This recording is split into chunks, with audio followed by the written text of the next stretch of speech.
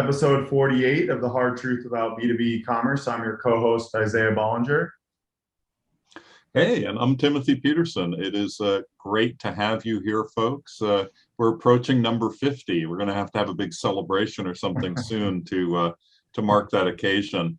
I do want to give big thank yous to our sponsors, one of whom has been with us since the very beginning, and one of whom joined a little more recently. Let me give a little bit of a shout out to each of them. The first is Punch Out To Go.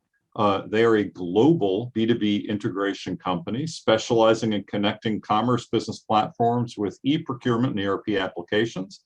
Punch Out To Go's iPaaS technology seamlessly links business applications to automate the flow of purchasing data. And with their solution, you can immediately reduce integration complexities. Thank you, Punch Out To Go. And our second sponsor, I'm going to give a mention to them, Balance. They have joined with us recently. They're a B2B e-commerce payment solution that works well for you and for your buyers. They offer a seamless one-click checkout for almost any payment method, including ACH, wire, checks, cards, even terms. It's used by leaders in B2B e-commerce, but it's as easy as buying a shirt from Amazon. So check them out at getbalance.com, book a session, tell them what your needs are. They're the first dedicated payment platform for B2B e-commerce, 100% tailored to your needs. And thank you so much to our sponsors. Isaiah, I'll throw it back to you. Yeah, no, it's great to have two sponsors that are helping us grow the B2B community. And I'm seeing them pop up more, which is kind of cool. Like the more conversations I'm having, our sponsors are coming up more and more in the conversation. So and another company that we're excited to introduce, Plytix. So Tim, our special guest today, coming all the way from, I believe you said Spain. You're in Spain, correct?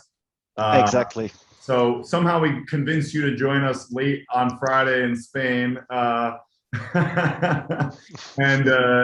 you're the head of partnerships at Plytix, which is a new, relatively new PIM company. SaaS-based PIM, pretty cool company. You know, you guys demoed for us, and it seems like a really great opportunity for people to get a PIM, you know, much more easily than they have in the past. I know some of the older PIMs have been around for a while, but they're not quite as easy to use as what you guys have developed. So tell us a little bit about both Plytix and like why you joined, and also your background. I know I don't think this is your first company, right? Well, thank you very much for having me. Excited to be here.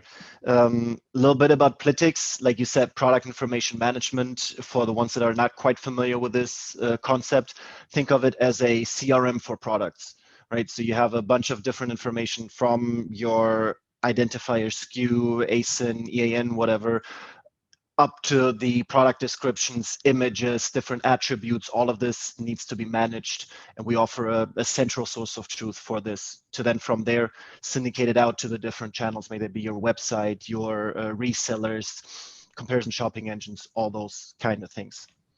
Now, our focus is the SMB market, and this is actually when we first started 7 years back by now, there was not much in that space. In the PIM space for the small and medium-sized businesses, for the common problems, too expensive, too complicated, super IT heavy.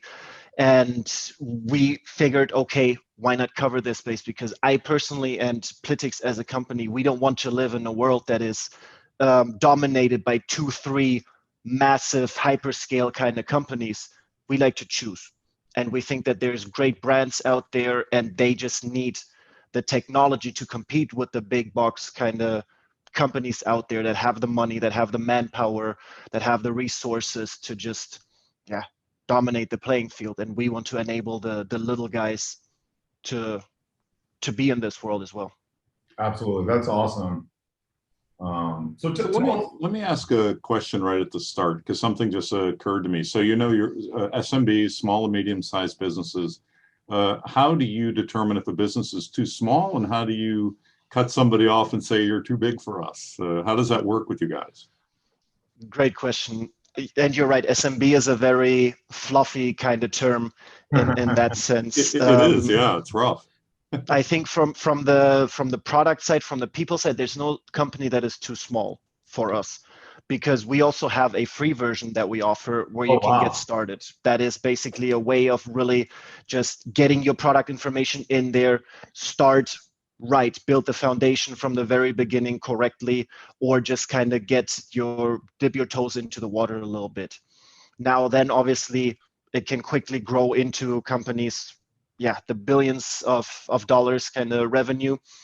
And we work with them, but less. It's typically a small department in there that just struggles with this, that doesn't want to maybe adapt to the big corporate kind of system, that just needs something that works.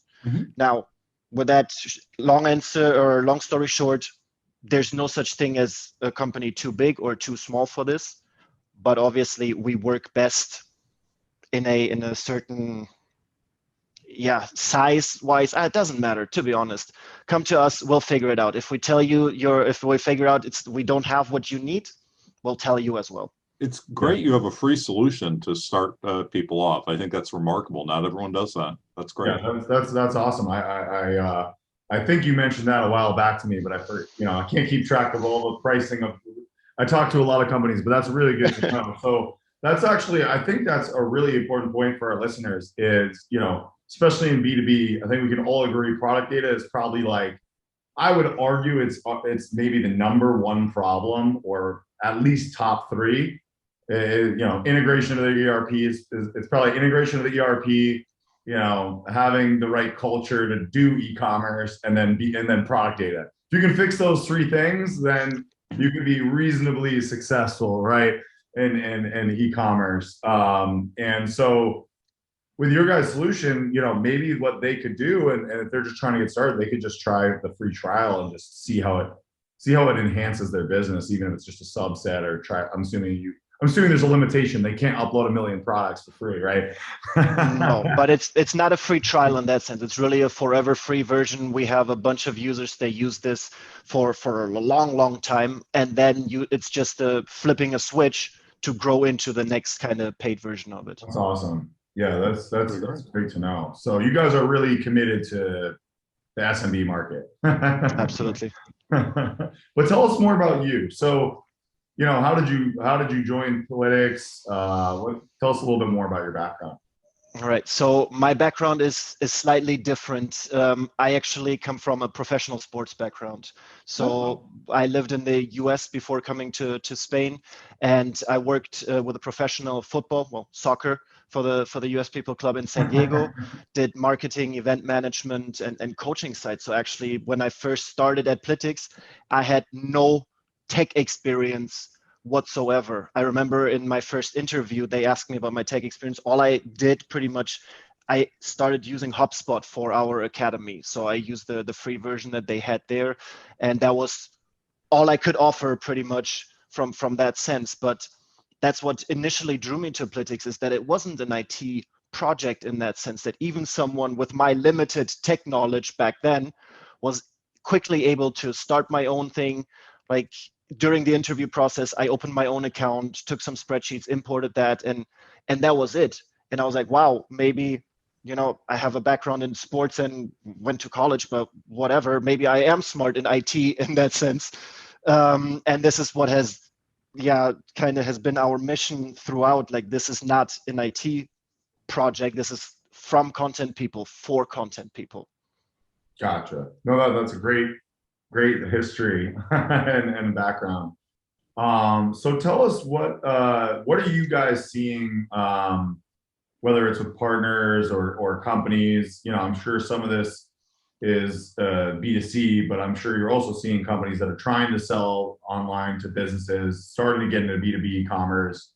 Maybe they're a distribution company or they're a manufacturer, and they're just trying to figure it out, and you guys are kind of helping be a part of that. So what are you guys seeing in the B2B side of the market? I know it's a very broad question, but I'm just kind of curious how you guys. No, it's an exciting question, I think, because there's so many different things, especially like COVID. Obviously, everyone is tired of that topic, but it has just skyrocketed the kind of movement that we have already seen before, where e-commerce has gotten so much more important, not just in the traditional kind of Amazon way, but also forcing B2B businesses to reconsider in times where there's less trade shows, where there were no face-to-face meetings with salespeople or account managers kind of thing. So all of a sudden product information management in that sense has become so much more important and a hot button topic for a lot of people, because unfortunately and fortunately at the same time, Amazon has ruined it for everyone. They are such a and let me explain that before I get angry letters from Amazon. Ruined it. They've ruined it. I'm sure a lot of these B2B companies will be happy that you said that. So, but actually, what I mean by that is that they are such a customer-centric company. All of their experience on the website is so optimized and backed up by data that now everyone that buys anything online expects the same level of experience. Whether I go through the category pages there, whether I go through the search bar, I just want to find the right products right away, get what I want in a heartbeat. So for B2B businesses that start building their B2B platform in like the vendor login or trade login, stockists, or even making the move to D2C, building their own website where customers can buy it, they all of a sudden face this challenge that, hey, but Amazon does it their way, yours is, meh, it's not as fast, it's not as user-friendly. And a lot of times it comes back to how the data is managed in the background. That's a good, yeah, it's true. I think that's why we're seeing the shifts, that's why we started this podcast, right? The reason it's called The Hard Truth About B2B e-commerce is B2B e-commerce is a little more tricky than D2C, right? You're not just selling to a consumer. And these companies historically and culturally haven't been that deep into e-commerce. So now they have to catch up to the Amazon experience and build all the B2B, trade logins, special pricing, terms, which hopefully our partner Balance can help them with things like that. But you have all these moving parts that is a lot more complicated than just throw up a Shopify website and sell some t-shirts. You know what I mean? So you're right. And that's why we have this podcast. We're trying to, I think the education is where it starts, right? Like just getting educated is part of the challenge. Right? Well, one of the things, and I'm so glad you brought that up, because education is such a, it's a motivating factor behind the podcast, but it's also really just outside of the podcast, so critical of success of so many B2B, e-commerce businesses today. So Tim, one of the things I was thinking about is really, you do B2C and B2B, and there are probably many clients who do both, right? So maybe you'll just talk about that a tiny little bit, like how are companies treating PIM differently, if they're doing B2C versus B2B? What types of things does B2B have to consider specifically, like services? Are they different than products? Those kinds of things. Yeah, I think, well, let's take a step back and actually take a look at how e-commerce in general has shifted over the past 10 years, right? If you think back in like when D2C, this kind of phenomenon first started, all you needed to be successful online was a website and a Google Ads account. Pretty much like a brick and mortar store, right? You open a store, you drive traffic to it. Social media didn't exist or was in its infant stages. Then eBay was a shady second-hand bidding platform, and just it was a different world.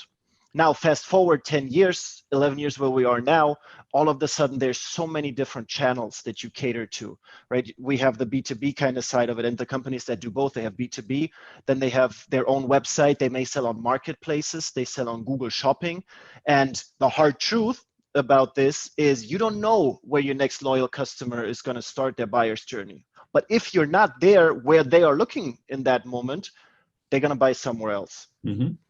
So that means for a B2B company, all of a sudden, the concept of product information management is not new.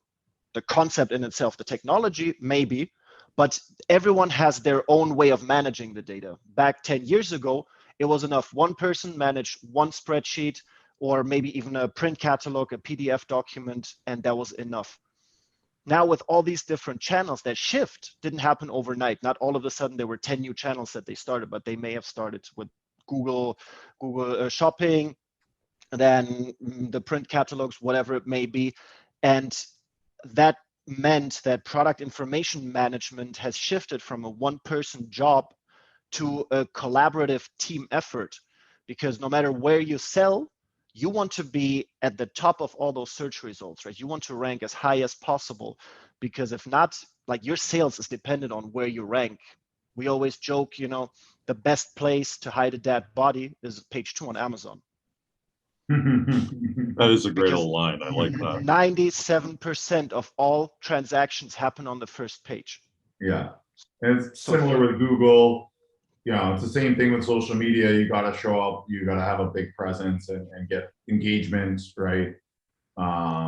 And I think the challenge with B2B though is the channel conflict, right? And I'm curious if you guys, it's not necessarily your core business, but you're probably getting some of that, right? Because you're helping them manage product data that can go to any channel, right? Go to Facebook, go to Google, it can go to Amazon, it can go to Etsy, it could go, they could go and just send it to all their retailers, right? If they just want to give all their retailers their data, right?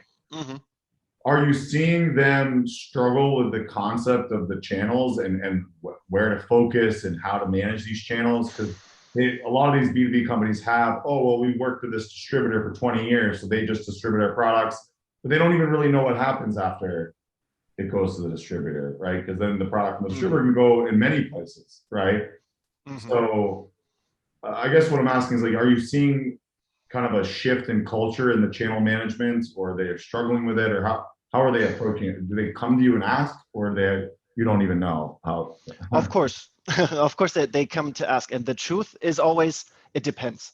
There's no right or wrong answer. It's a very delicate thing. You don't want to bite the hand that feeds you.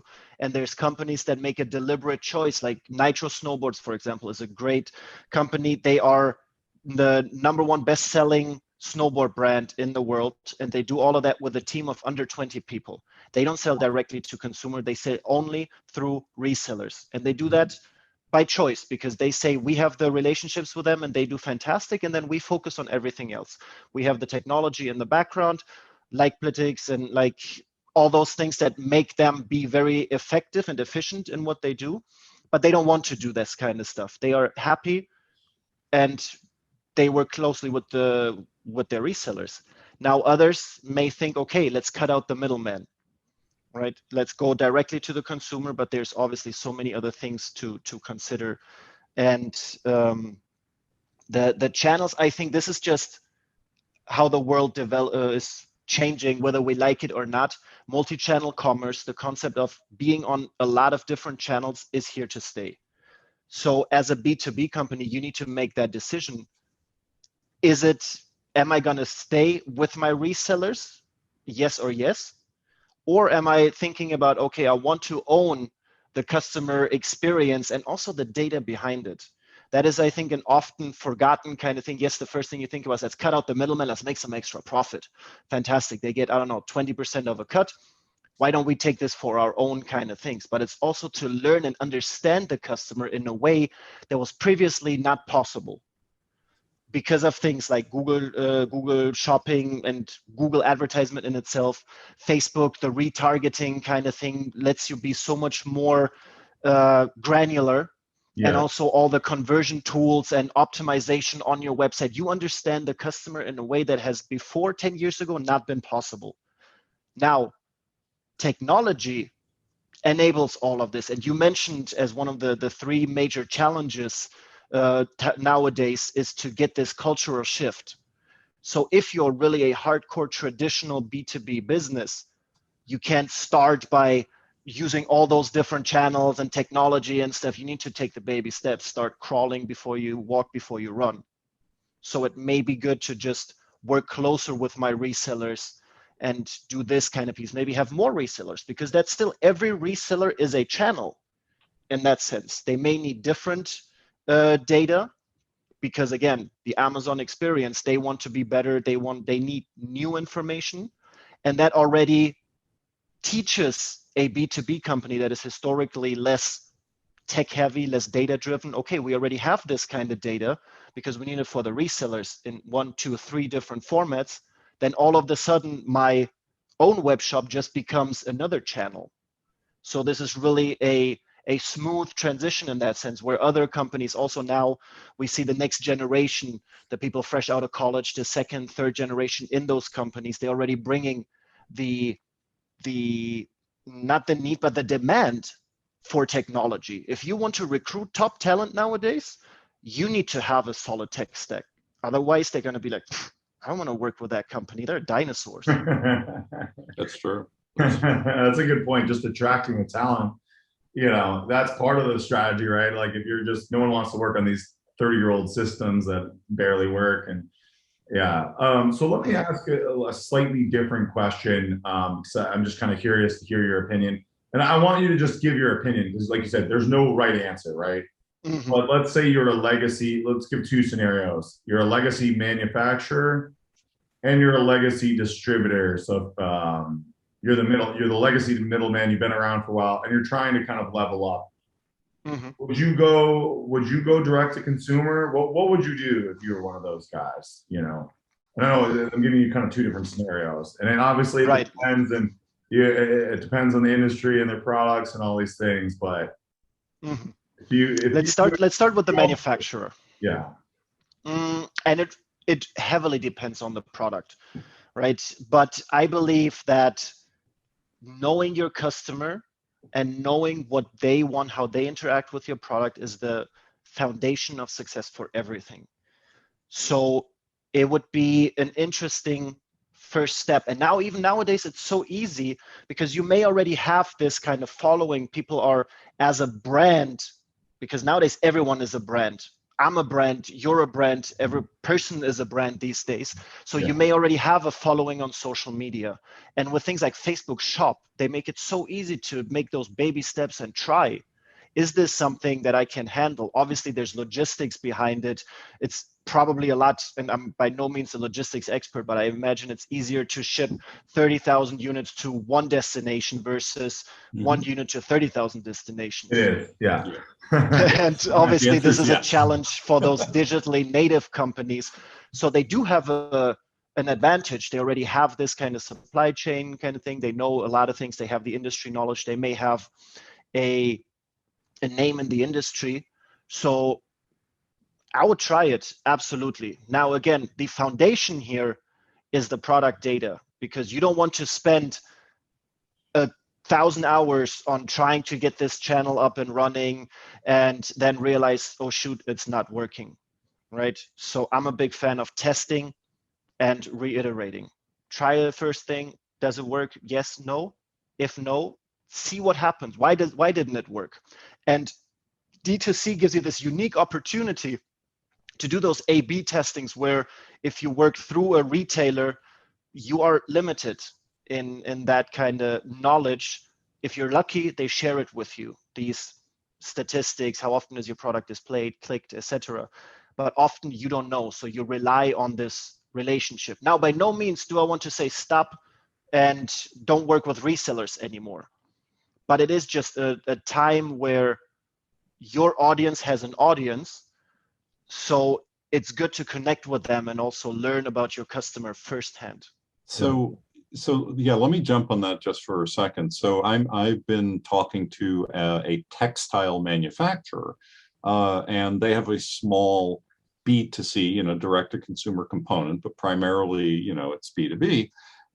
Very interesting, conversations about how this goes, but a lot of it relates to what you were just saying. So what they're saying is the reason to go out direct to consumer is eventually raising awareness to bring people over to B2B, because they say, consumers are all doing something for work, right? They're all have a job.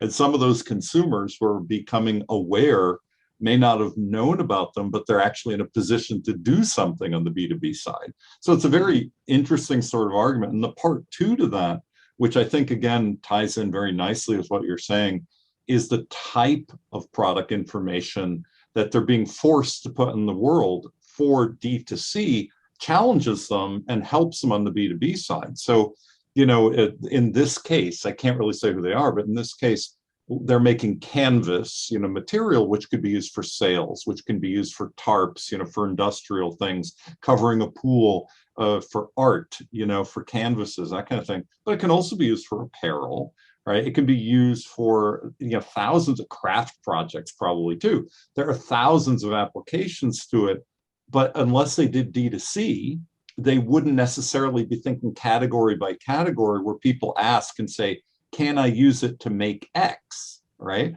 And then they're like, okay, for B2B, we'll just create this new descriptor, for the same product, right? So what do you think about all of that? Does that make sense with a lot of the clients you talk to? I think it's on the point. Like, even if it doesn't work and you may not sell a gazillion units through D2C, the very least it forces you to clean up, because B2B historically was enough to, most of the product information management lives in the salesperson's head, right? They are the ones that know the product. They are the ones that have the relationship. And then it's somewhere in PDF catalogs, spreadsheets, scattered. Now, once you start looking into expanding into a new channel, you realize how messy your storage is, so to speak. Right. So now all of a sudden, if you start organizing this, and even if you start with the 20% best performing products, right? It's the 80-20 rule for this most of the time anyways. So start with this, clean it up, and you're going to realize, okay, if it doesn't work, at least it will benefit me on the B2B side, because information, like you said, is your most valuable asset. So making this available, not just to your salespeople, but also everyone inside the company should become an ambassador. They need to know about your products. They should have easy access to this. Oftentimes I hear, yeah, my salespeople, they just go and get all the information from the website, and I drop off my chair. This is those different things. Your website should be optimized for the consumer to go through. So everything is giving the information for external people, but the salespeople need a whole nother range of information about this that overlaps, absolutely. But the key here is to make this as little effort as possible. And this is where PIM is just elementary for this, the central source of truth. Whether even a master spreadsheet is already the first step into this direction, or a free version of our PIM, obviously. There you go. I would agree. I think a SaaS platform is a little bit better than a spreadsheet, but even a spreadsheet is better than nothing, right? Yeah. So yeah, I think we can all agree that it would make sense as a manufacturer to test the waters.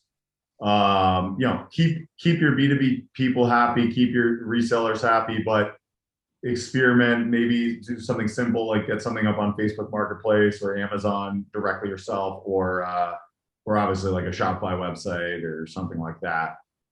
Whatever simple tests you can do to kind of get started just makes sense, right? I think the distributors have a more challenging decision to make, right? And some of them I've seen some are starting to build D2C brands, right? They have all the product, they have all the distribution. They can just sell it to the consumer for more money, right? In terms of margin, right? Just like they're a middleman, but they can go a level deeper, and instead of selling to Target, they could sell to Target's customers, right? So I think the distributors have a more challenging decision to make. Do they go have a offshoot direct consumer brand? We're seeing some that are doing private label brands. So they're getting it from the manufacturer, but then they're putting their own branding on it. So now it's theirs, which somewhat disrupts their own customers or their own vendors. I think they have I don't think there's an easy answer, right? Like, well, they also just need to build a better website for their business customers, which that alone is challenging. So I think they have a much more difficult decision to make and strategic.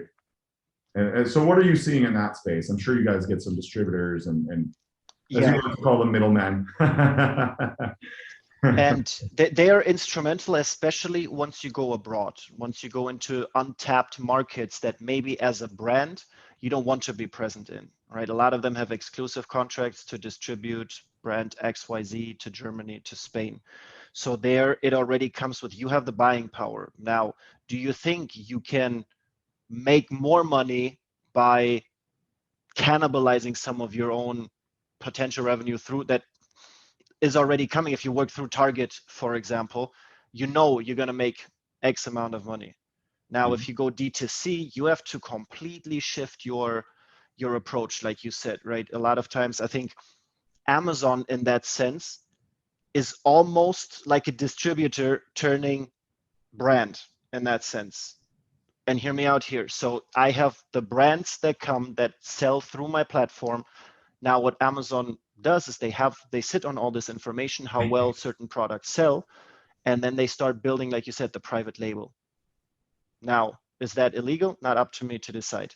But this is the shift that then they need to do. So nowadays, the line between distributor and manufacturer and reseller gets more and more blurry.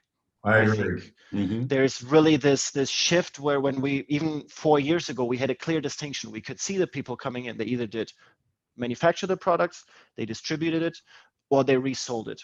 Now it's really hard for us internally, like in our CRM, to classify what kind of company is this? Well, they do a little bit of this, they do a little bit of that.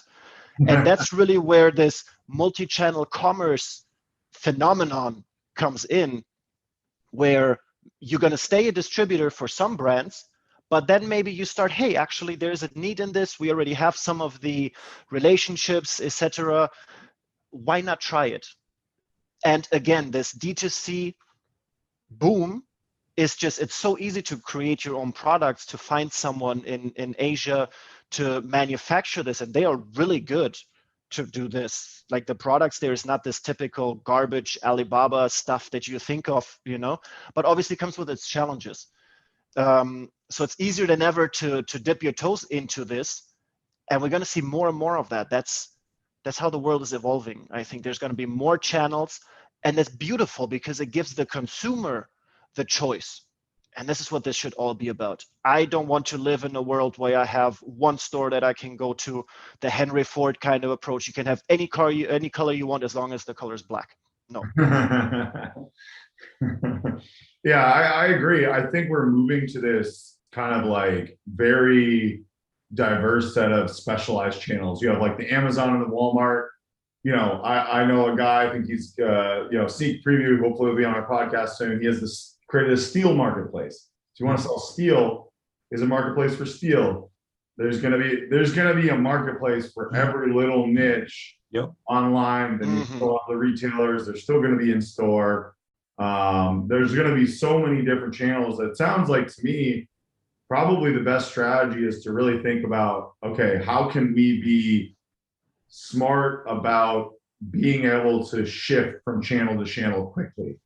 Because just being stuck on one channel is probably a very vulnerable way of doing business, because in 10 years, it's going to be this new channel. It's going to be augmented reality. It's going to be a VR headset that everyone, or Alexa, right? Alexa will be the channel, right? So like, how do you position yourself so that you can keep moving from channel, like moving around into these channels and optimizing the channels? I think that's a better way to think about it than just saying, all right, we're just going to do this one channel, right? Exactly. The truth is, we get asked a lot, what other channels should I sell on? What is going to be hot in 3 years, whatever. The truth is, not even us know. If I knew, I would put all my money in that, but then I would need this ball that can tell the fortune, whatever. No, this is not how it works. So as a company, you need to lay the foundation to be able to quickly react to those things. You don't want to have to start reinventing the wheel every time you open a new channel. That is in the sense of the logistics, the inventory management, order management side of it, but also obviously the product information side of it. And I mean, the expectation of the consumer is high. They need a lot of information. The average product has 200 attributes per channel almost nowadays. That's a lot of information. And then Amazon is different than eBay. And then voice, you mentioned Alexa, huge. In China already over 50% of the transactions happen over voice. So all of a sudden that's another set of information and targeted phrases that you want to make sure that when they look for it, you're there. Now, a lot of it overlaps. And this is where, don't quote me on that number, but let's say 70% of the information is going to be the same across the board, right? Your material is going to be leather. So if I ask Alexa, show me the coolest leather shoes this season, whatever, leather is going to be there, right? But then it's the extra 20-30% that are going to make or break the success on the channel, this optimized data. And I think you probably seen this from your experience. A lot of people try to cut corners in those things. So a good example is pulling a feed directly from your Magento, from your Shopify site for Google Shopping. And it's like playing football in tennis shoes. If there's someone else that plays in cleats, they're going to get a better performance, right? We had someone from Amazon, from Google with us not too long ago, and he told us about the perfect product title. Like there is science behind this that gives you the best results, up to 6 times better results in your Google Shopping campaigns by just optimizing those things. So a lot of times people try to just throw more money at it. Here, agency, a digital agency, take more money, increase your bids, instead of taking a step back and looking at the product data.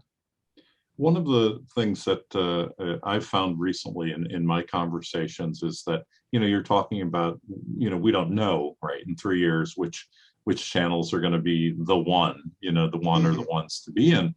But a lot of folks who experiment early are the ones who win, right? Just trying things out. So I've spoken with people who've used, Twitch for B2B, which is really curious when you think about it, but yet it's worked for them, right? Or people who are in, B2B and B2C in various like food spaces, functional foods, healthy snacks or what have you. And, they work across so many different social channels or do like product placement in books, which sounds so like going back to go forward, but it's a thing. Like, because now people in audiobooks, again, which Amazon is involved with because of Audible, but you can actually do sponsorships in an audiobook and say, Tim went into the kitchen and picked up X, right? Or Tim went into the bathroom and took his medication. It was from pharma company Y, right? These kinds of things now are becoming more common. And it's just like, who would have guessed that, right? I mean, it's just a really interesting direction to go. And it makes you think about, all right, how else do I have to sell this? Or what are the opportunities? But I agree. I think that's the opportunity, right? Is being a little bit more nimble and faster to these new markets, right? Like Newegg is a good example. They just went public pretty recently. Sure. And someone like Newegg, you kind of forget about, right? Like they're pretty big, but they're not Walmart, they're not Amazon.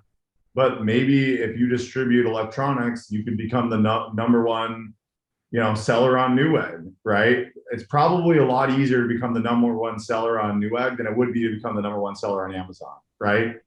So these smaller channels are an opportunity for B2B companies to get out there and become number one a lot faster than trying to go up. I think we can all agree that there are some things that in 3 years, pretty much guaranteed, Amazon will be bigger, Walmart will be about the same, maybe a little bigger, Target will. So there's some stuff that I think we can all agree that pretty much guaranteed that there's some stuff like that. But where the opportunity is like Newegg or Wayfair or these other smaller companies that, who is the number one reseller on these channels, right? Or who's the number one guy in the steel marketplace selling steel, right? Maybe there's some guy that's going to become a millionaire selling steel on this like random steel marketplace. It's going to be Tim. It's going to be Tim. Tim from Plytix. You see what I'm getting at, Tim? And like, are you seeing Absolutely. Do you have any cool examples of companies that you're like, wow, they took a risk and they like did some things that we didn't even think of, and now all of a sudden they're doubling their business selling on this random thing? I mean, to be honest, if it makes money, it makes sense, right? There's no dumb ideas in retrospective if they work out, right? Of course, sometimes you have to break an egg or two, to stick with the new kind of analogy, but you don't know what's going to happen, but you should absolutely try those things. And one of my, to stick with the B2B side of it, there's obviously a lot of D2C competition that is happening right now. So the pressure is on, right? I think, what is it, Berlin Brands Group, they just raised before the summer, like $250 million and they buy up brands that sell between $1 million and 10 million to scale them up. Yeah, exactly. They have the economy of scale and they already have a brand, they have a following, and then they just pump into the logistics. Mm-hmm. So this is the threat out there, the competition. One of my favorite stories in the B2B side of it is actually a company from Buffalo, New York. They sell trash cans, which is probably the most boring business. I was going to say, yeah. Now, my dear friend by now, Sandra, she took over the company and they had a garbage website. And she knows. A garbage website, huh? See what I did there? But you're good. You're good. But basically, they took a look at, like, okay, how can I position myself and first of all, make us as a company look larger? And how can we win business from companies that were previously maybe not in our reach because they thought we're not professional enough, because the website looked not good and everything. So they actually worked with us and used our tool, and they work with 2 features there that allows them to do PDF creations, quick spec sheets.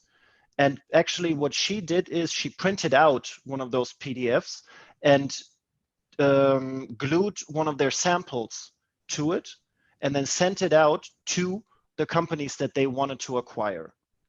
Now, fast forward, with that kind of method, they acquired business with Disney, the Disney resorts in Orlando, I want to say, Honda, or some kind of big car dealership. And all of a sudden, they are able to present their products in a way that makes them look so much bigger than they actually are. And it's all about standing out, right? There's so many companies probably that do trash cans. And again, it's boring. But you only have one chance to make a first impression, and you better make that count. And she did that by something as silly as printing out a piece of paper, attaching a sample with it, with all the information about it that are relevant. How do they sell a sample? Give me, what is a sample? Is it a full trash can or a little? I don't know if it's a mini trash can or if it's just the material in itself. But yeah, maybe it's just you take the trash can, slap it on there, and ship it out. That's pretty cool. That's pretty cool. Yeah, that's awesome. Shout out to Alley Design. So I'm going to kind of throw out a completely different question for you, just because you're in the European market. I think it's interesting for us. You know, frankly, we're not that, deep into the European market, just because it's a bit of a different market. We have customers that are in the European market, but we're not like on the ground working there day to day like you are. Are you seeing anything different in the European market than the US market, like from platforms to culture to or in the B2B side that is just different or noteworthy, that you think is interesting? Yeah, it's an interesting position to be in, because yes, we sit in Europe, but we have a bunch of clients in the US, like at least half of our customers, which puts additional work on me. Obviously, I do Friday night sessions like with you guys, but it's an exciting thing. One thing in Europe, it's so much smaller and so much more diverse in that sense, where in North America, you have English from West Coast to New York. Now in that same span, you have 10 different languages with different cultures, with different buyer habits in the same side here in Europe. So we see a lot of the multi-language kind of side of it, and also with that, the different niche marketplaces. So here we sit in Spain, we have a big retailer here called Corte Inglés. So Corte Inglés is like a Macy's kind of thing. They sell different brands and just everything there. Now, they need products in a certain way, in a certain format, if I want to sell the same product in France, I go through a different kind of retailer that is the big name in there. So we see a lot of companies that have maybe 1,000 products, but they sell in 5 different languages. All of a sudden, that's 5,000 different products effectively. And then each channel requires different information, and that just quadruples and tenfolds the product portfolio in that sense. It's still the same product, but it's so many different information about that. And that's really interesting. And just because one description works in one way doesn't mean it works translated. Even if it's well translated, it may not work in a different language. Yeah, the cultural nuances are so complicated that you have to like really, that's the challenge. And that's where distribution is interesting, right? Like you said, there's value in having these local distributors because they know the culture. They might be able to get your product out better than you would, because you might not have the time and resources to spend a bunch of money in Germany and translating everything to German and dealing with that whole market if you're a US company or a UK company or Totally. that makes a lot of sense. It's just a more nuanced and it sounds like honestly, it sounds challenging. It sounds a little more challenging. But wherever there's challenge, there's an opportunity, right? If it's hard, then it's probably hard for other people to do it. So if you do it well, it might be very hard for them to do it. So another question though, Europe and America, do you have clients elsewhere, like in Middle East, North Africa, Asia? I mean, are you global? Yes, actually, we have clients in every continent in the world besides Antarctica. Actually, and we have people sitting in a lot of different spaces too. For example, content for us sits in South Africa. There are fantastic people there. We also have clients there. We have New Zealand and Australia are very popular there because there it's also a lot of local markets, obviously because of the logistic challenges being on the other side of the world, but it's English and they're open down there. So they're also technology-wise, they rely on those things and they listen. So that's super exciting. Asia or Southeast Asia is interesting as well. And if we look at Malaysia, for example, Malaysia and the Philippines, there's also a lot of e-commerce happening there. Now it's different marketplaces. I actually went to Singapore 2 years ago, I think, 2019. And the way they buy things there is completely different as well. So from a B2B side of it, they buy 20 packs of toothpaste in bulk online. Now, the information that they have there, for my eyes, looks completely weird. Obviously, I don't understand the Chinese symbols, but even like everything is crammed in, there's very few information that they just know I need toothpaste and I buy 50 of those in bulk, and that's on a regular basis for all these different things. So it's also the mentality in interacting with online e-commerce is really different depending on where you go. That's super interesting. I'm also curious, and I know you're not necessarily as involved in this, but are you seeing different platforms pop up? In the US, obviously, Shopify really exploded, although they're a Canadian company. They're heavily in the US. It's funny how you kind of forget they're Canadian because there's so much in the US. Obviously, Magento was big and is based in the US. Same thing with BigCommerce. I think Shopware has gained they're very European. It seems like they haven't really penetrated the US. We don't see them too often here. But, not much. Yeah, but I've heard they're quite big in Europe. Are you seeing any interesting platform dynamics from these other countries that are just different than the US? Or yeah, I think there's a couple of different things. First of all, I mean, Shopify is also spilling over more and more into Europe. The CEO is German. That's often forgotten too. I know. So the community in Germany is also really thriving there, and in Europe this is picking up as well. BigCommerce is making moves into the European market, so it's almost swapping over to our side of the world here. There's PrestaShop and Wix are more of the very small kind of entry-level things that we see here. And then, of course, the marketplace Miracle is Miracles, huge. Yeah. Miracles guys. They They're huge. they Here. are, and I think we see more and more of those. And because of what you mentioned earlier, everyone is trying to be the Amazon of steel, the Amazon of this, the whatever marketplace, the new hot thing. So those are also really interesting things to keep an eye on, because the marketplace side of it, also from the B2B side, is super hot and unexplored to a certain extent as well. That's awesome. Thank you. This has been really helpful for me. I feel like I've leveled up my channel strategy. Strategy. And I need to remember you got the free version. So when people complain, oh, we can't afford a PIM, I'll be like, well, you can afford it. You're lazy. You got to at least just try. You at least start. Yeah. No excuse. No excuse. Well, we're gonna have to put you on our world tour. Like my fantasy is someday we're gonna take Hard Truth About B2B commerce on the road, and we'll come visit you in Spain, and we'll take a European tour and take it from there. We need to do like a little road show with all these like B2B companies and go and like do a little like tour of all their warehouses, right?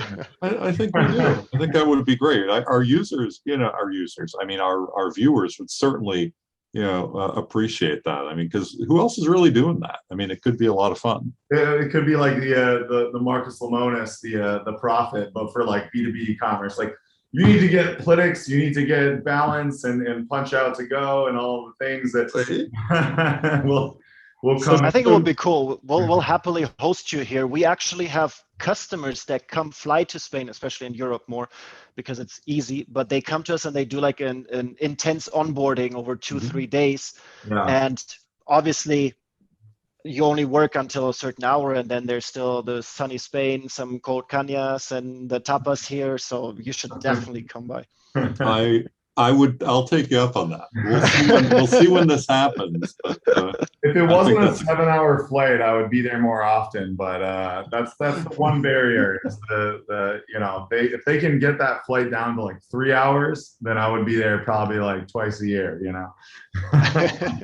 So Tim, one of the things we talked about earlier, we were saying, like 3 years from now, do you have any final words about stuff that you would like to say about where you think Plytix will be in a few years, or anything that's coming up that isn't out there yet for your customers?